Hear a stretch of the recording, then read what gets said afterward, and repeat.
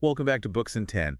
Today, we're diving into, The Art of War Oh, God of War. by Sun Tzu. Yes. And this book is a masterpiece of strategy that has influenced, leaders and thinkers for centuries. Absolutely. And it's not just, about success and conflict, but also in negotiation and competition.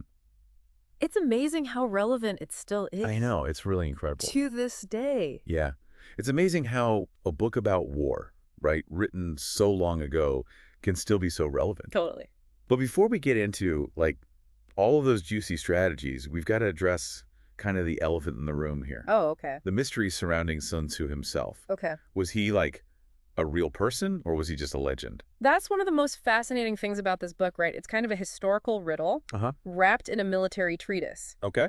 You have this incredibly influential work packed with all this wisdom, but you can't say for sure who wrote it. Almost like the mystery adds to the power of the book, don't you think? Absolutely it does. Makes you wonder if Sun Tzu was intentionally shrouding himself in secrecy as a way of demonstrating the principles he was writing about. Okay, I'm hooked. Right. So let's unpack this whole mystery. Let's get into it. Where do we even begin? Well, the earliest biography we have of Sun Tzu comes from the Shiji, which is also known as the records of the Grand Historian. It was written by Sima Qian centuries after Sun Tzu supposedly lived. So right off the bat, we're dealing with an unreliable narrator? Yeah, a potentially unreliable source, for sure. What about other historical records from that time period? That's where it gets even more interesting, because there are no contemporary records that mention Sun Tzu at all. Wow. Not even the Tzu Wisdom, which was, a really detailed chronicle of that era. You think that a brilliant general who led armies to victory would have left some kind of trace? Yeah, you'd think so, right? It's like he vanished into thin air after writing this masterpiece on warfare. So is it possible that The Art of War was written by someone else entirely? Oh, interesting. Maybe even a group of strategists working together. Yeah, that's a theory that some scholars have proposed. Okay. And it would kind of explain why the book is so comprehensive and insightful. It could represent the collective wisdom of multiple military minds. So while we may never know the true identity of Sun Tzu, Yeah. what we do know is that The Art of War has, really stood the test of time. Absolutely. And its strategies have been studied by, some of history's most successful leaders. I mean, that alone says a lot. It really does, yeah. About its value. It speaks volumes. For sure. Okay, so let's dive into some of those timeless strategies. All right, where do we begin? Where do we begin? What's, the most famous principle from The Art of War? It's arguably the most well-known quote from the book. Know your enemy, know yourself, and in 100 battles, you will never be defeated. Oh, yeah, I've heard that one. But it's not just about knowing your opponent's strengths and weaknesses like a lot of people think. Right, it goes way deeper than that. Okay, I'm intrigued. Yeah. Give me the deep dive on know your enemy. Okay. What does Sun Tzu really mean here? He's talking about understanding your enemy's intentions, Okay. motivations, even their fears. What drives their decisions? What are their goals? Only then can you truly anticipate their moves and then outmaneuver them. It's like playing chess. Oh, okay. You need to be thinking a few steps ahead, Right. not just reacting to your opponent's current position. So it's not just about gathering intelligence. Right. It's about psychological insight. Yes. It's like Sun Tzu is saying that you need to get inside your enemy's head. Exactly. And this is where the mystery, surrounding Sun Tzu himself becomes even more intriguing. Yeah. Is it possible that by concealing his own identity, he was emphasizing, the importance of self-knowledge and avoiding arrogance? Because if you're too focused on your own ego, you might miss crucial insights about your opponent. That's a thought-provoking connection. Right. It's like the authorship mystery is a subtle lesson in itself. It could be. Okay, so we've got know your enemy. Yes. Let's move on to another key strategy from The Art of War. Okay, which is all about deception. Deception. Deception. Sun Tzu famously said, all warfare is based on deception. Okay, we're not just talking about, hiding in the bushes, right? No. What does Sun Tzu actually mean by this? He's talking about shaping your opponent's perception of you, Okay. making them believe the opposite of what is true. So appear weak when you are strong. Exactly. Appearing weak when you were strong and strong when you were weak. Oh, wow. Exploiting their assumptions, leading them into traps of their own making. That's brilliant, but also a bit sneaky. It is a little sneaky, but effective. Can you give me a specific example of how this principle of deception has been used effectively? Sure, one of the most famous examples is from World War II, Yeah? the Allied invasion of Normandy. Okay. The Allies created this elaborate deception plan, Wow. codenamed Operation Fortitude, Okay. to convince the Germans that the invasion would take place at Pas de Calais, not Normandy. Uh-huh. They set up dummy armies, fake radio transmissions, Wow. even planted false intelligence through double agents. So they were really going all out with this. They were very serious. Oh. It was so successful that the Germans kept a lot of their forces at Pas de Calais, Right. even after the landings in Normandy had already begun. So the Allies essentially won a crucial battle before it even started Yeah, pretty much. by manipulating the Germans' perceptions.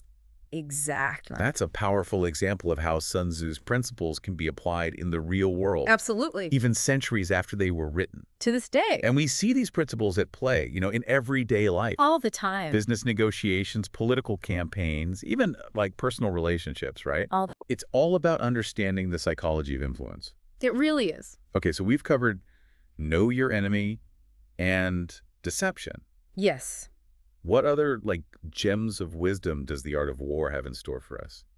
Well, Sun Tzu devotes a whole chapter to the importance of terrain. Okay. He outlines, 9 types of ground. 9. Yeah, 9. Wow.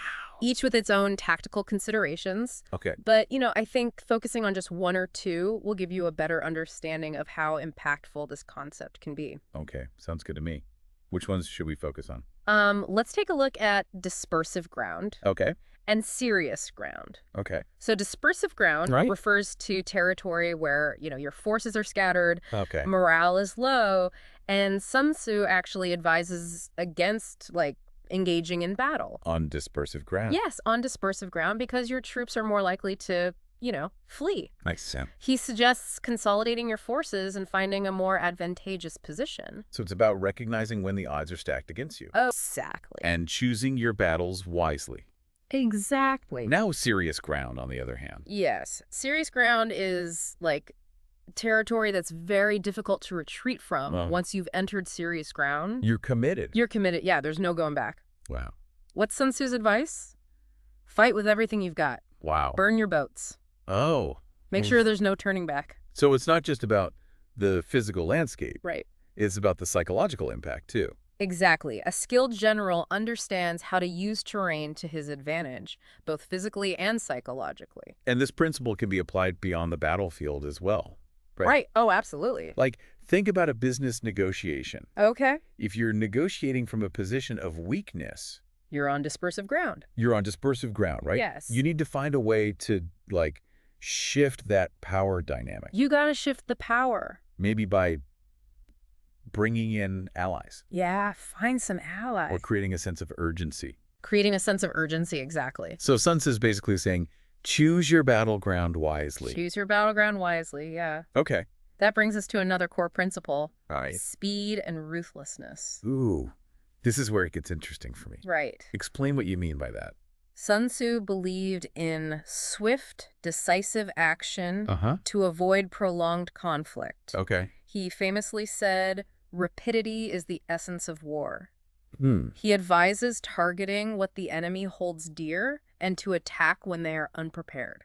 So end the conflict as quickly as possible. Yes, as quickly and decisively as possible. But it's not about, mindless aggression, though, right? Oh, no. It's got to be more calculated than that. It's about calculated risk-taking Okay. and knowing when to strike with overwhelming force. That sounds like a very delicate balance. It is. It's I mean, aggression and precision. Yes, and that's one of the reasons why the art of war is still studied today. It's not just about winning battles. It's about achieving your objectives with the least amount of risk and damage. It's about being smart, strategic, and ultimately victorious. So far, we've talked about knowing your enemy, deception, Uh, the importance of terrain, yes. and swift action. Yes. Are there any other major takeaways from the art of war that we should touch on in this part? Yeah, there's one more that's crucial. Okay. It gets to the heart of why the art of war is so enduring. What? It's the idea that these principles can be applied beyond warfare.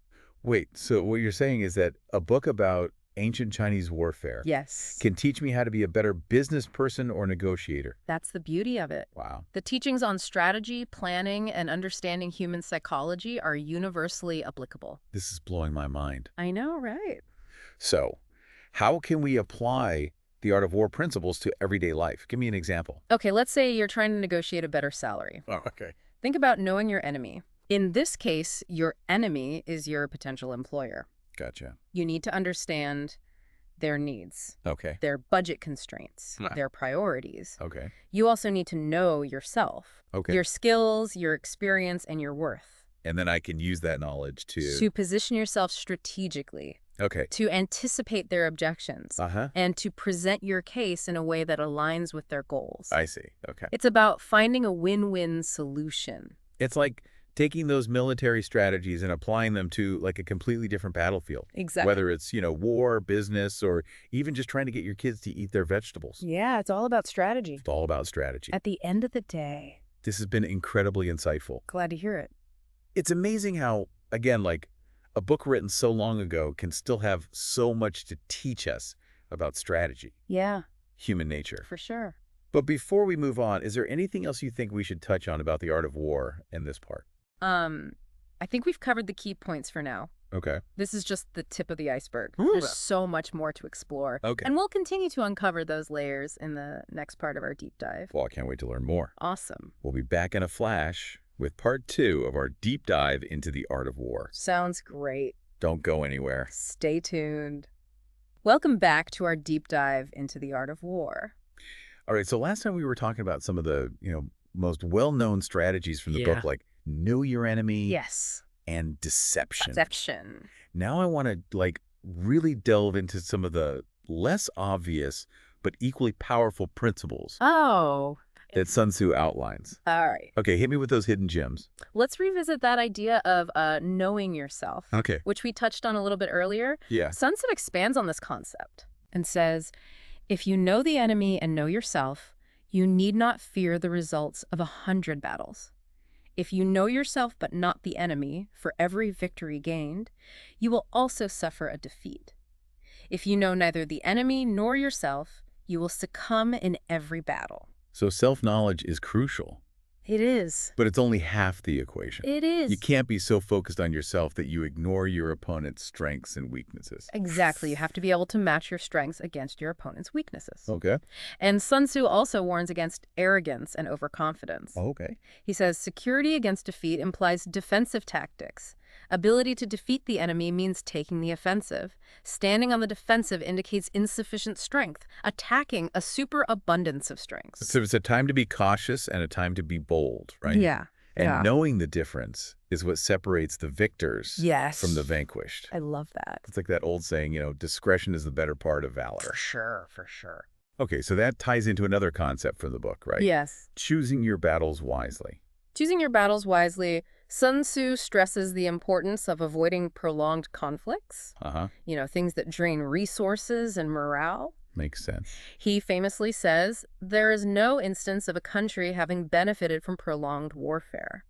Yeah, that makes perfect sense, in a military context. But how do you apply that to, say, like a business negotiation? Okay. You can't just, walk away from the table whenever you want. True, but you can choose which points to concede on Uh-huh. and which to hold firm on, Okay. knowing your priorities, Right. understanding your non-negotiables, Okay. not getting bogged down in unnecessary battles. So it's about being adaptable, Adapt. reading the situation, Yes. knowing when to, push and pull back. Yes. Kind of like dancing, in a way. Like dancing. I like that analogy. Yeah. It's about finding that right rhythm, Yeah. that right balance between aggression and restraint. Okay, so speaking of balance, Yeah.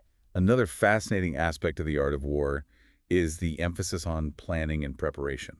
Yes. Sun Tzu spends a lot of time talking about, the importance of laying the groundwork for victory long before the battle even begins. Okay, so I get how that's important in warfare, Right. but how does that translate to, other areas of life? Well, he says, the general who wins a battle makes many calculations in his temple ere the battle is fought.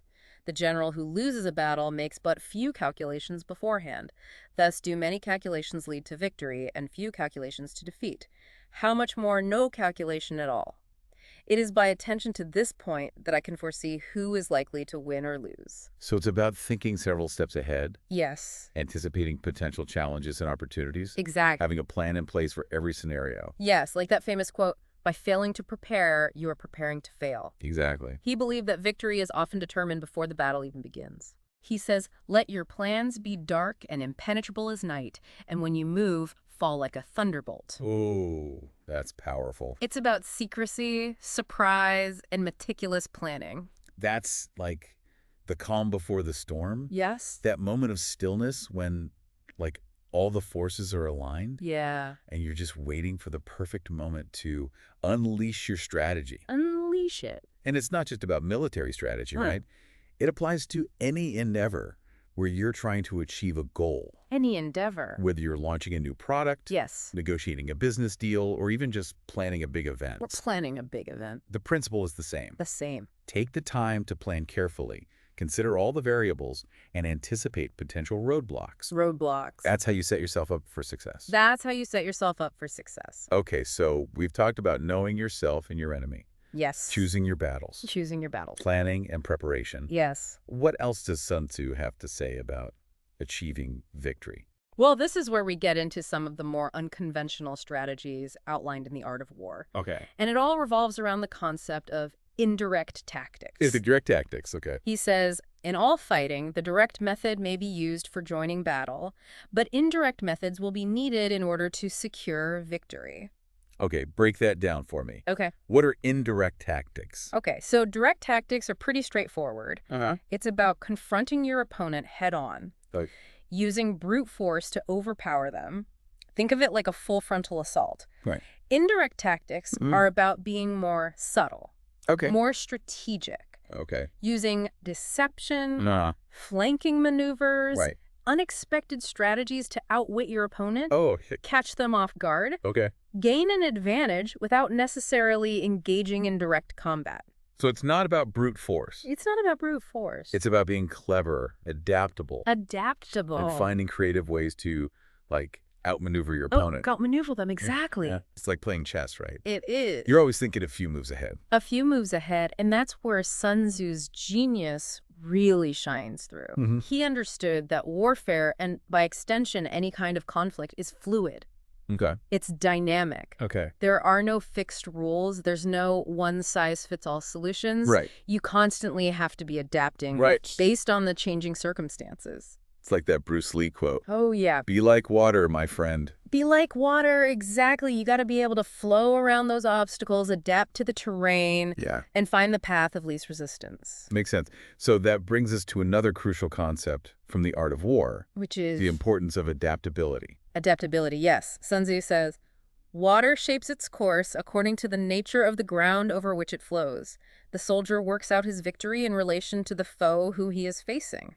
Therefore, just as water retains no constant shape, so in warfare, there are no constant conditions. So it's not about sticking to, like, a rigid plan. It's about being flexible. Flexible. Responsive. Willing to change course when necessary. Absolutely like jazz music. Oh, okay. You have the basic melody, but you're allowed to, improvise and adapt as you go along. Makes sense. So you got to have a solid foundation. Yes. But you need to be able to, think on your feet. Yes. And adjust your approach based on the feedback that you're getting. Based on that feedback. And that brings us to another important point. Okay. The importance of feedback. Feedback. You can't just blindly charge ahead without paying attention to, what's actually happening, right? You have to be assessing, gathering information, and making adjustments based on what you're learning. The Art of War, it's not just about military tactics. Right. It's about, strategic thinking. Strategic thinking in any area of life. In any area of life. And there's one more concept I want to touch on before we wrap up this part. Okay. And it's one of the most powerful principles in the book. Oh, okay. The idea of moral influence. Okay, moral influence. Moral influence. What does that have to do with winning battles? A lot, because Sun Tzu believed that a truly great general not only masters military tactics, but also inspires and motivates his troops.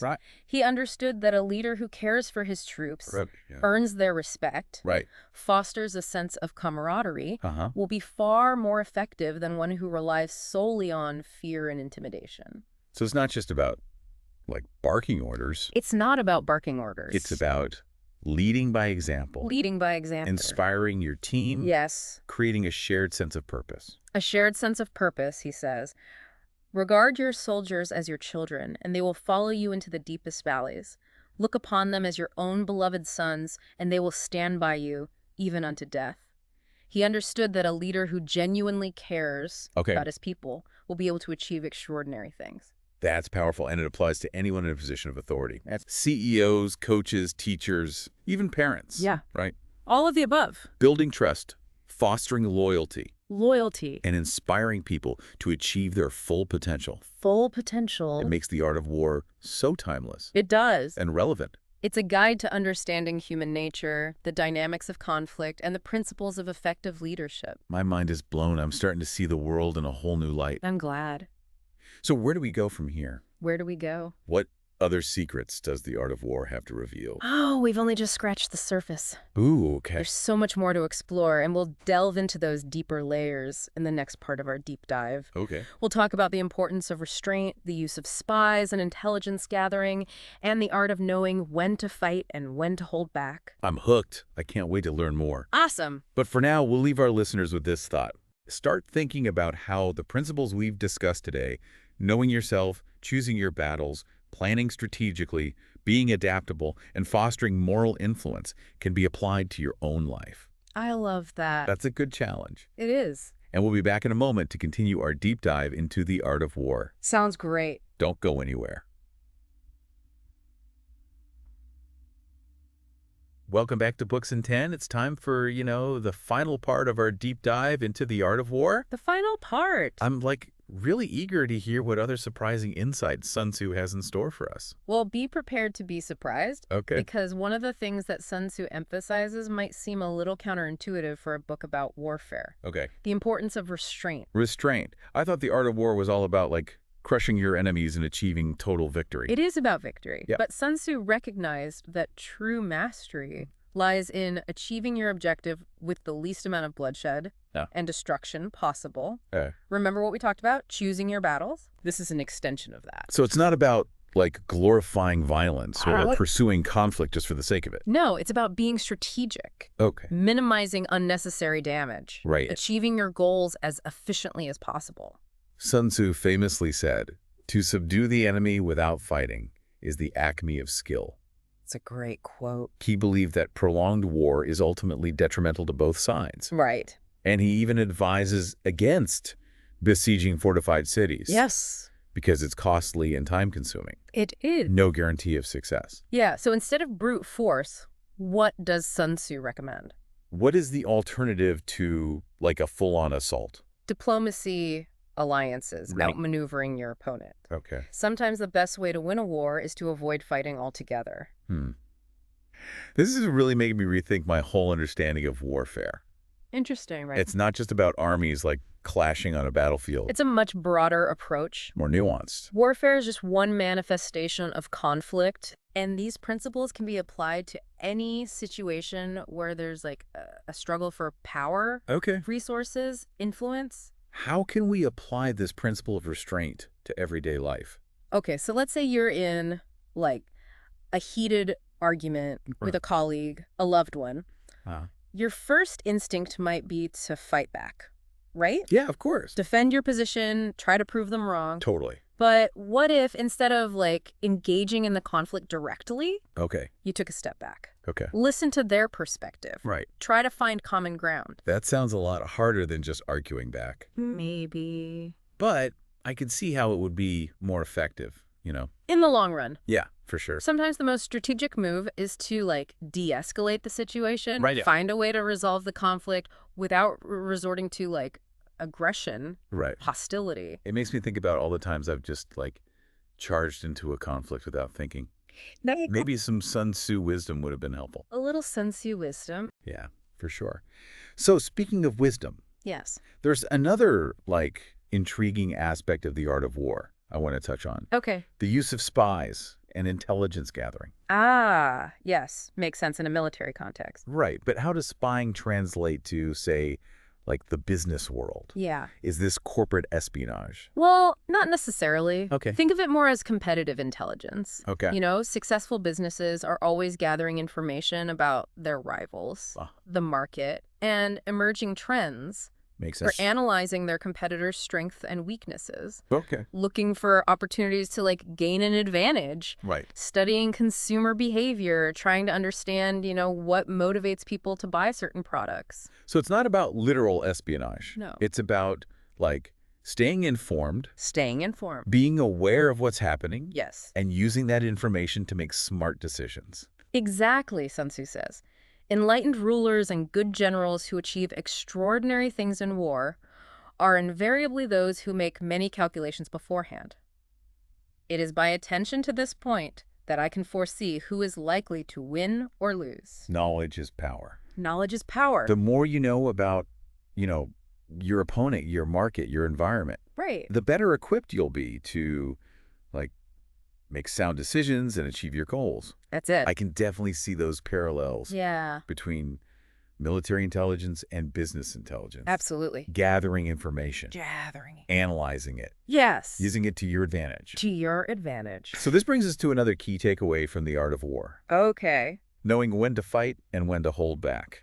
That's one of the most challenging aspects of strategy. It's a tricky balance. It is. How do you know when it's the right time to go on the offensive? Right. Or when to retreat? Yeah, there's no easy answer, of course. Yeah. It depends. On a lot of things. A lot of factors. The situation, your resources, your opponent's strengths and weaknesses, your goals. Right. But Sun Tzu offers some guidance on this. Okay. He says, if fighting is sure to result in victory, then you must fight even though the ruler forbid it. If fighting will not result in victory, then you must not fight, even at the ruler's bidding. So it's not about, like, blind obedience or just following orders. It's about thinking for yourself. Right. Being objective, Object. assessing the situation, Yeah. and making the best decision. Absolutely. A wise leader knows that sometimes the most strategic move is to retreat. To retreat. Conserve your resources, Okay. live to fight another day. He who fights and runs away lives to fight another day. That's right. There's no shame in a strategic retreat. Right. Sometimes it's the most intelligent and courageous decision you can make. This has been an incredible journey. I'm glad you enjoyed it.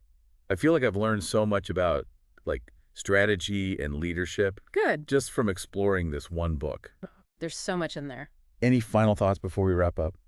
I think what's most striking about The Art of War is its enduring relevance. Uh-huh. Sun Tzu's insights into human nature, strategy, and conflict, they're as timely today Wow. as they were centuries ago. Yeah. The world has changed a lot since then. Yeah, for sure. But the fundamental principles of conflict Yeah. remain the same. It's amazing to think that a book about ancient Chinese warfare can offer so much wisdom for, navigating the challenges of the modern world. I know, it really is. It's a testament to the power of those timeless principles. Absolutely. And I really encourage everyone listening, to keep exploring the art of war on your own. Definitely. There's always something new to discover, There is. some new, like, layer of insight to uncover. I agree. I think that's a great note to end on. Awesome. The journey of learning never truly ends, does it? It really doesn't. There's always more to explore, Always. more to understand, more to apply to our lives. This is our life. And that's what we strive for here at Books in 10. That's right. Making complex ideas,